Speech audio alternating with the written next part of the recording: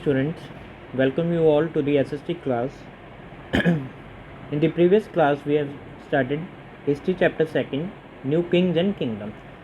We have discussed India after Harshvardhan. ठीक है, हर्षवर्धन के बाद हमने इंडिया को डिस्कस किया था.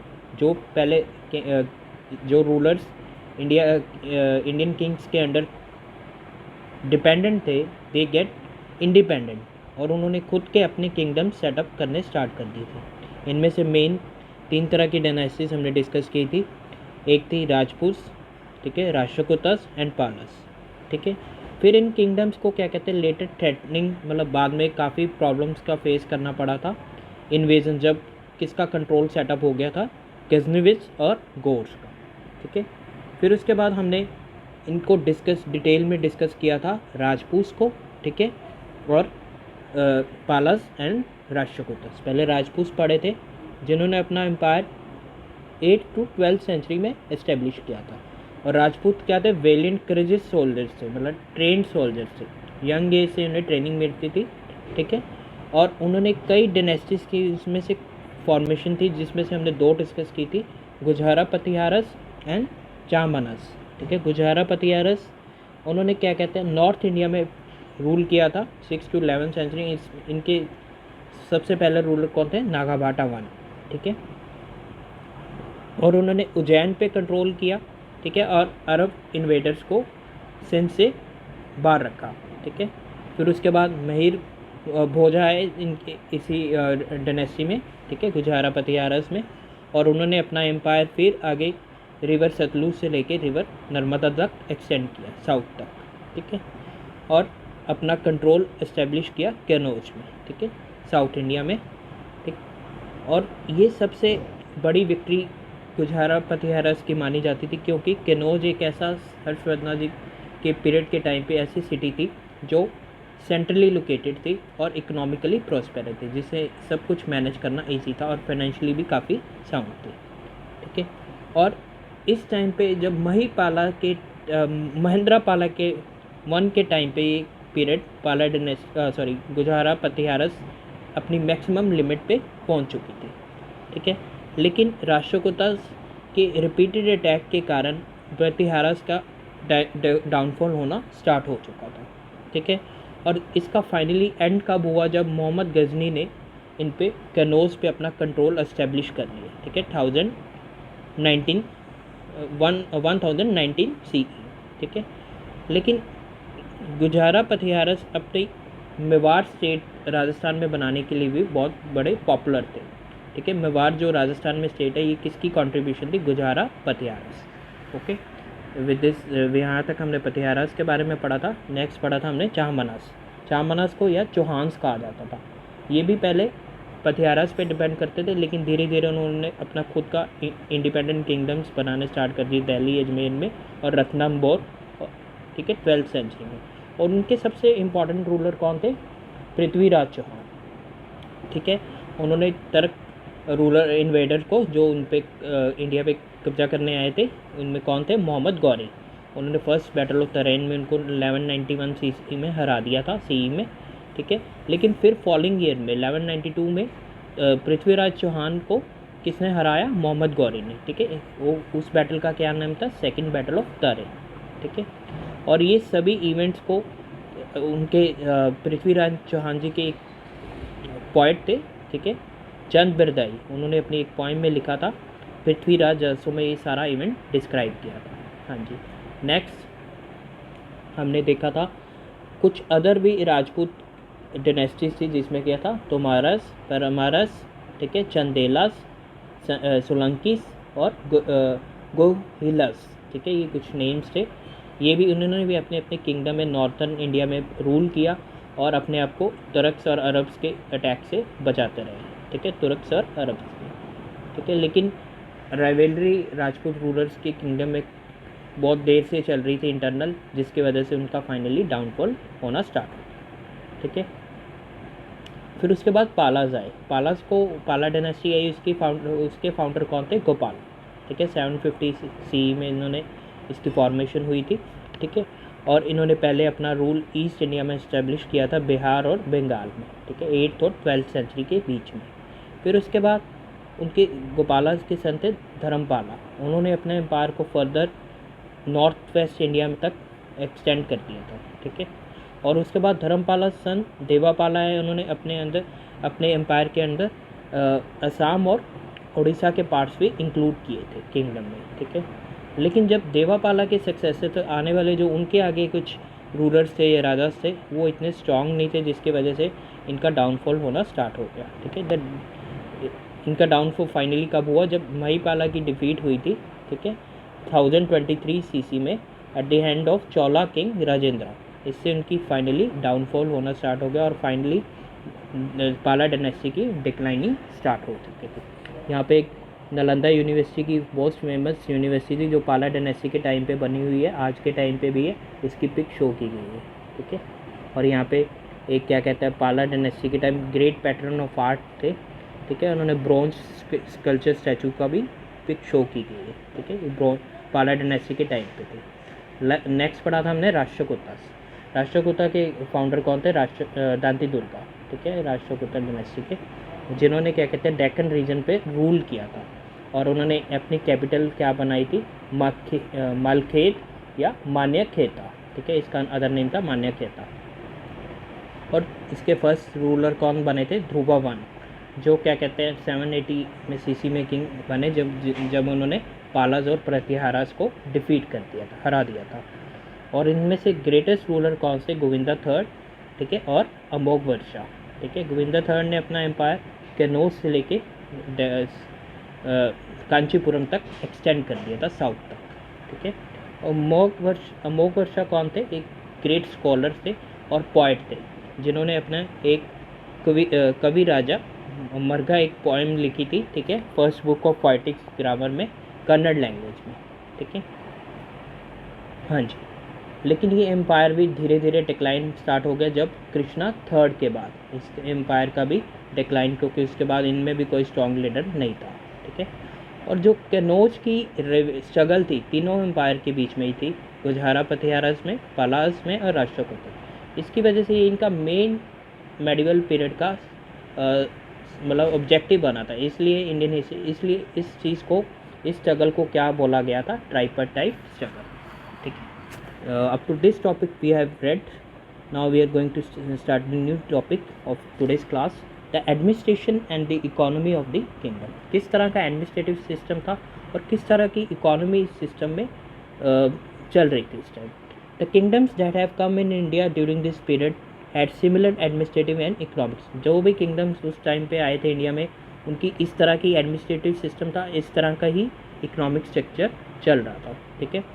पहले देखो, supreme authority lays in the hand of the king who had advised and assisted by the council of ministers. सारी अथॉरिटी जो मेन पावर थी किंग्स के हैंड में थी, जिसे कौन एडवाइस करता था या उनके नीचे कौन होते थे, काउंसिल्स ऑफ मिनिस्टर्स, हाँ जी। नेक्स्ट देखो,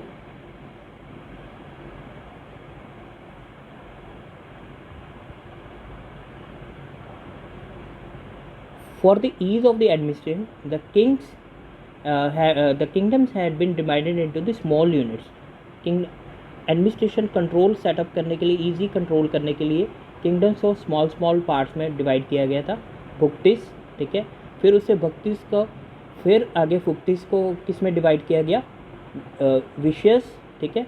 और ईच विशियस consisted of several villages, each विशियस के अंदर कई विलेजेस को रखा गया। इस तरह एडमिनिस्ट्रेशन सिस्टम को डिफरेंट पार्ट्स में डिवाइड किया गया, हाँ जी।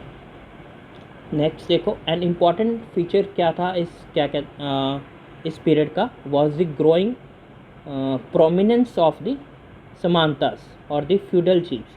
मतलब समांतास या फ्यूडल चीफ्स क्या थे, अगर किसी भी वो किंग्स अपने रूलर्स को या जो उनके नीचे चीफ मैन्स होते हैं उन्हें कोई सैलरी नहीं देते थे, उन्हें लैंड देते थे। उन्हें कहते थे आपने इस लैंड पे अपना जो भी क्या कहते हैं प्रोडक्शन करो, और उसके अगेंस्ट उन्हें रेवेन्यू किंग्स को लाके दो, ठीक है।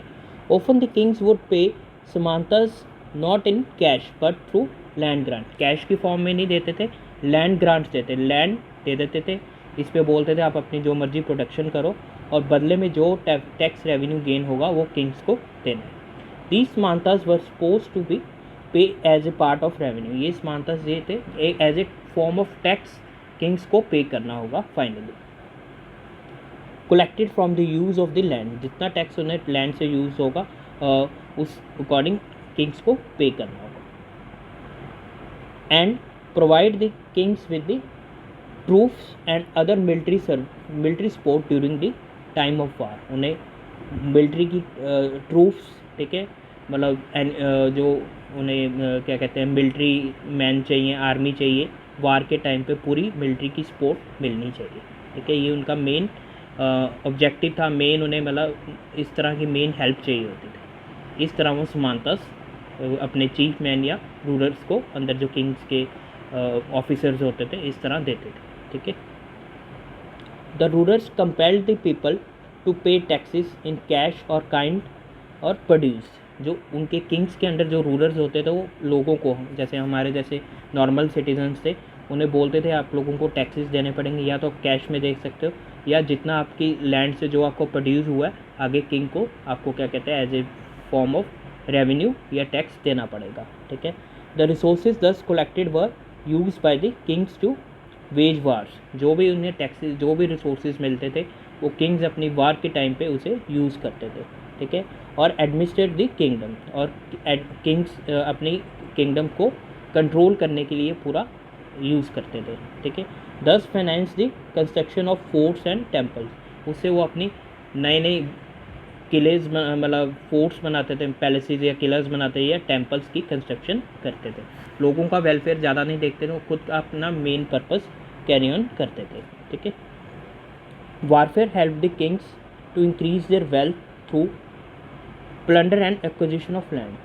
वारफेयर उन्हें क्या हेल्प करती थी, किंग्स को वेल्थ लेने में, ठीक है, और थ्रू प्लंडर एंड एक्विजिशन, जिससे वो ज़्यादा से ज़्यादा उनसे क्या कहते हैं लोगों से जिनसे अगेंस्ट लड़ाई लड़ते थे उससे बदले में उनसे ज़्यादा लैंड लेते थे, ठीक है, और वेल्थ लेते थे, जिससे उन्हें ज़्यादा क्या कहते हैं उनके किंगडम का वेलफेयर होता था। लोगों का वेलफेयर नहीं देखते, सिर्फ अपने एडमिनिस्ट्रेटिव सिस्टम का वेलफेयर देखते। हाँ जी, ये मैप शो किया गया, इसमें आपको पता लगेगा क्या शो कर रहा है, क्या क्या main regional powers growing Indian सब कॉन्टिनेंट में बिटवीन 700 to 900 सीसी में किस तरह की रीजनल पावर्स थी, that you can see from your book. हाँ जी, नेक्स्ट है गजनी विद्स और गोरिज्स, ठीक है, इसमें हम मोहम्मद गौरी और मोहम्मद गजनी के बारे में पढ़ेंगे। हाँ जी, first see from 12th century onwards, drawn by the wealth of this land, group of the invaders such as Ghaznavids or Ghurids started entering in India from Himalayan mountains passes in the northwest, ठीक है। 10th century के starting से ही India में पता लग गया भी India में काफ़ी वेल्थ है, उसी टाइम से इन लोगों ने, इन्वेडर्स थे जो इंडिया पे कब्जा करने के लिए, गजनविद और गौरिज ने इंडिया में एंटर करना स्टार्ट कर दिया था हिमालयन माउंटेन से, नॉर्थ वाली साइड से, ठीक है, जो नॉर्थ वेस्टर्न साइड से इंडिया से निकलते हैं। They were the people of the Turks और अफगान डिसेंट, ये तुर्क्स और अफगान डिनेस्टी के पीपल थे। Who had adopted the Islam as the religion, वो जिन्होंने अपना इस्लाम रिलीजन अडॉप्ट किया हुआ था, ठीक है, उन अरब और तुर्क फैमिली से ये बिलोंग करते थे, ठीक है। नेक्स्ट हम देखते हैं मोहम्मद गजनी के बारे में पढ़ते हैं। Mohammad Ghazni was the son of Sebuktigin, ठीक है, सेबुक टिगिन, ठीक है, the founder of the Ghaznavid dynasty, जो गजनविद डायनेस्टी के फाउंडर थे। That cover the large parts of the present day Iran, Iraq and Afghanistan, इसका आज का प्रेजेंट डे किस पार्ट को कवर करता है, ईरान, इराक, अफगानिस्तान, इधर इस्लामिक कंट्रीज़ में, ठीक है। इसलिए यहाँ ये मेन क्या कहते हैं गजनविद के आपको पूछा जा सकता है who was the founder of the Ghaznavid dynasty, that is Sabuktigin, ठीक है, and he is also the father of Mohammad Ghazni, ठीक है। Following Sabuktigin's death in 1997 CE, Mohammad ascended the throne, ठीक है, उनकी डेथ के बाद उन्होंने थ्रोन को एक्सेप्ट किया, ठीक है, ले लिया। हाँ जी,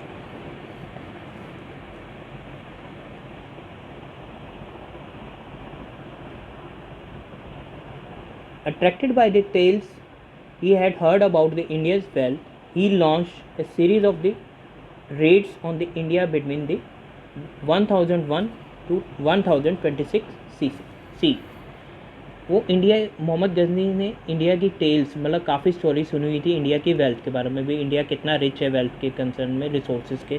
तो उन्होंने इंडिया पे रेड्स, मतलब काफ़ी कब्जा करना स्टार्ट कर दिया, मतलब अपना कंट्रोल सेटअप करना स्टार्ट कर दिया था 1001 सीसी से लेकर 1026 सी तक ही। His task was made easy by the rivalry and lack of unity between the Indian ruler. उसका टास्क और भी ईजी बन गया क्योंकि इंडियन रूलर्स के बीच में राइवलरी थी, मतलब इंडिया की रूलर्स में दुश्मनी की हमेशा ही प्रॉब्लम रही है, अभी भी चल रही है। काफ़ी किंगडम्स क्या कहते हैं जो, मतलब जहाँ पे आजकल भी प्रिंसली स्टेट्स हैं, वो कभी भी टुगेदर मिलके चलते नहीं हैं और यूनिटी कभी भी नहीं, एकता कभी भी नहीं दिखाते। ये इंडिया में पुरानी हिस्ट्री है इंडिया की भी, कभी इंडियन लोग कभी भी इकट्ठे मिलके नहीं चलते। अगर एक चीज़ चल रही है तो दूसरा उसको हमेशा अपोज करता ही करता है। इसका इसने फ़ायदा उठाया और उन्होंने अपना एम्पायर सेटअप करना स्टार्ट किया। After annexing the Peshawar he conquered Punjab by defeating the ruler Anandapala in the battle. ठीक है, उन्होंने पहले पेशावर पे अटैक किया, ठीक है, कंकर किया, फिर उन्होंने पंजाब पे अपना क्या कहते हैं कब्जा जमाना स्टार्ट किया। किसको हराया? अनंतपाला। ठीक है, पेशावर आजकल पाकिस्तान में है, earlier it is a part of the India. ठीक है, however Mohammad had no intention of building an empire in India. Mohammad की कोई इंटेंशन नहीं थी भी अपना एम्पायर, मोहम्मद गजनी का कोई इंटेंशन नहीं थी भी अपना एम्पायर सेटअप करना इंडिया में। He was only interested in its wealth, वो सिर्फ इंडिया की वेल्थ में, पैसे में इंटरेस्टेड था। ठीक है, उन्होंने कोई, इनका कोई इंटरेस्ट नहीं था भी इंडिया में कोई अपना एम्पायर सेटअप करना। He use the wealth he looted from the India to build Ghaznis into the one of the most beautiful cities of the world। जो भी उन्होंने इंडिया से वेल्थ गेन की थी, वो चाहते थे वो ज़्यादा से ज़्यादा अपने सिटी में इस वेल्थ को यूज़ करें और गजनी को सबसे ब्यूटीफुल सिटी बनाए वर्ल्ड का। ठीक है, सबसे खूबसूरत सिटी बनाए वर्ल्ड का। Though known to be fierce conqueror, Mohammad love for art and literature is reflected in his patronage of poets and scholars such as Firdausi, author of Shahmadha, and Al-Biruni, author of Tahqiq Hind. ठीक है, no doubt ये fierce conqueror, मतलब काफ़ी strong ruler थे, मतलब एंशियंस कंकरर थे, मतलब कब्जा करना जानते थे। लेकिन साथ साथ मोहम्मद लव उनके लिए आर्ट और लिटरेचर से भी काफ़ी प्यार करते थे मोहम्मद गजनी। जो उनकी पैट्रोनेज ऑफ पोइट्स या उनके क्या कहते हैं स्कॉलर से पता लगता है, जो उन्होंने फिरदौसी उनके ऑथर थे। ठीक है, शाहमना उनके बारे में डिस्क्रिप्शन दी हुई है। ठीक है, फिरदौसी ने, और अल बिरूनी उन्होंने एक ऑथर थे तज़की हिंद में। ठीक है, इसके हमें पता लगता है। ठीक है, हमने अल बिरूनी एक ट्रैवलॉग्स थे जिसने मोहम्मद गजनी में हमने लास्ट फर्स्ट चैप्टर में पढ़ा था व्हेन वेयर एंड हाउ में। Al Biruni he was the travelogue. ठीक है, उन्होंने तज़की हिंद अपनी एक बुक लिखी थी, उसमें सब कुछ उन्होंने मोहम्मद गजनी के बारे में डिस्क्राइब किया हुआ। हाँ जी, नेक्स्ट देखो, next we are going to discuss Mohammad Ghori. Around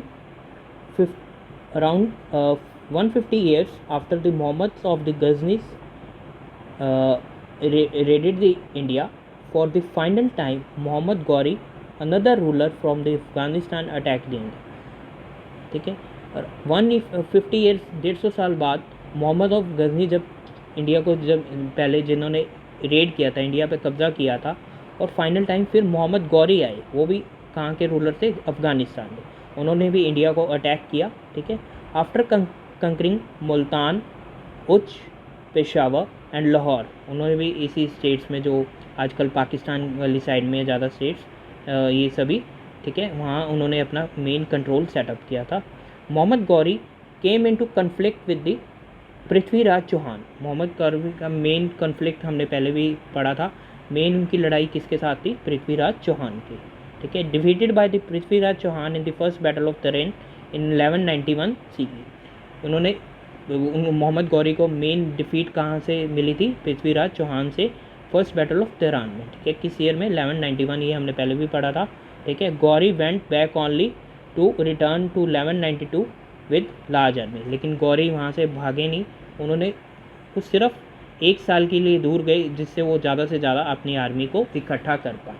ठीक है, हाँ जी, यहाँ पे आप राइट साइड में देखोगे वार जब राजपूत और मोहम्मद गौरीज के बीच में हो रही थी। ठीक है, सेकेंड बैटल ऑफ तारेन में। ठीक है, यहाँ से हमें पता लग रहा है इस सारी वार की फ़ोटो शो की गई है। हाँ जी, नेक्स्ट देखो, Prithvi's appeal for help from the other rulers of the north India was turn down by Jai Chandra the ruler of the Kannauj. लेकिन उनकी जो पृथ्वीराज चौहान जी की डिमांड थी भी, ज़्यादा से ज़्यादा उन्हें रूलर्स है और आर्मी मिले उनकी हेल्प के लिए, उन्हें रिफ्यूज़ कर दिया किसने, जय चंद्रा। ठीक है, जो किसके कैनौज के रूलर थे, because of the age old rivalry between the two, क्योंकि राजपूत और कैनौज की एज ओल्ड राइवलरी चल रही थी, मेनली उनकी कोई ना कोई लड़ाई चल रही थी, इसलिए उन्हें हेल्प करने से रिफ्यूज़ कर दिया था। Though the Prithviraj fought bravely, he was defeated in the second battle of Tarain. लेकिन Prithviraj Chauhan no doubt bravely उन्होंने फाइट किया, लेकिन उनकी फिर भी फाइनली डिफीट हो चुकी थी सेकेंड बैटल ऑफ तरेन में। This proves to the major turning point in the history of the, ये सबसे बड़ा एक टर्निंग पॉइंट एस्टेब्लिश हुआ था इंडियन हिस्ट्री में। ठीक है, इससे क्या कहते हैं, इंडियन हिस्ट्री में बहुत ज़्यादा चेंजेस आ चुके थे। ठीक है, in 1206 CE Mohammad Ghori return to Ghazni, living the Indian territories in the hand of his general Qutbuddin Aibak. 1206 CC में मोहम्मद गौरी अपने गजनी सिटी में वापस चले गए थे। ठीक है, उन्होंने सारी इंडियन टेरिटरीज जो उन्होंने अपने कंकर की थी, कंट्रोल में की थी, अपने जनरल को कुतुबुद्दीन ऐबक को दे दी थी। ठीक है, Qutubuddin Aibak accession to the throne of the Delhi marked the beginning of the Delhi Sultanate। ठीक है, जो टेरिटरीज उन्होंने कंट्रोल में की थी अपने, उन्होंने दिल्ली में अपना पूरा कंट्रोल सेटअप किया था, जिससे उन्होंने एक नई स्टार्ट की थी दिल्ली सल्तनत की बिगनिंग की थी। And the start of the new chapter in Indian history, जिससे एक इंडियन हिस्ट्री में न्यू चैप्टर स्टार्ट हो गया था। Delhi Sultanate chapter we will discuss in the next class. Okay, in next chapter we will discuss. Okay, हाँ जी, next पढ़ते हैं, reasons why the invader succeeded.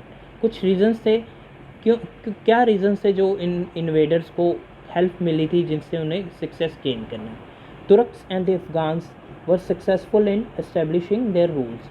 ठीक है, इन्हें क्यों अपने रूल को एस्टेब्लिश करने के लिए फ़ायदा मिला, इसका हम देखते हैं।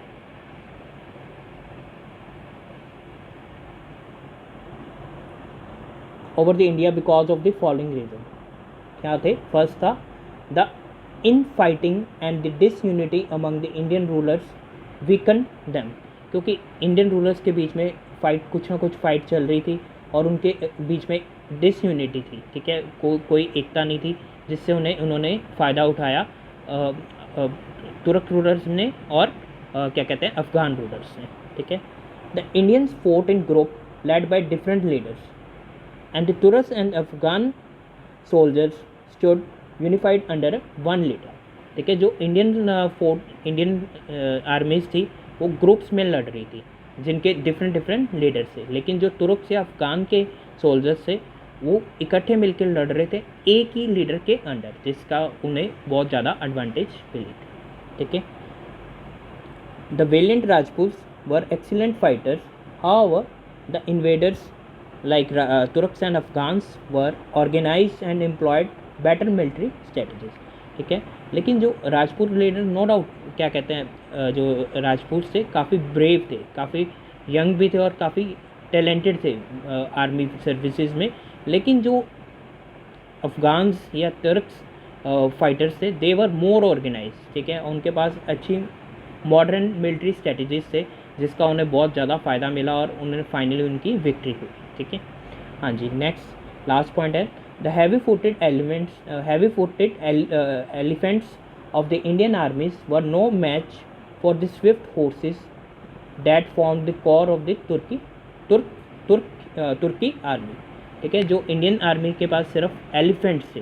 ठीक है, जो उनके कंपैरेटिवली जो तुर्की आर्मी में जो स्विफ्ट सोल्जर्स थे, ठीक है, जो काफ़ी हैवी रनिंग मतलब स्पीडली रन कर सकते थे, उनका कोई मैच नहीं था, जिससे क्या कहते हैं अफ़गान्स या तो इन्वेडर्स को काफ़ी इंडिया को कंट्रोल करने के लिए हेल्प मिली. ठीक है, clear. So read this topic up to this topic. Kindly read this chapter carefully. If you have any doubt, you can ask. The remaining part of this chapter we will do in next class.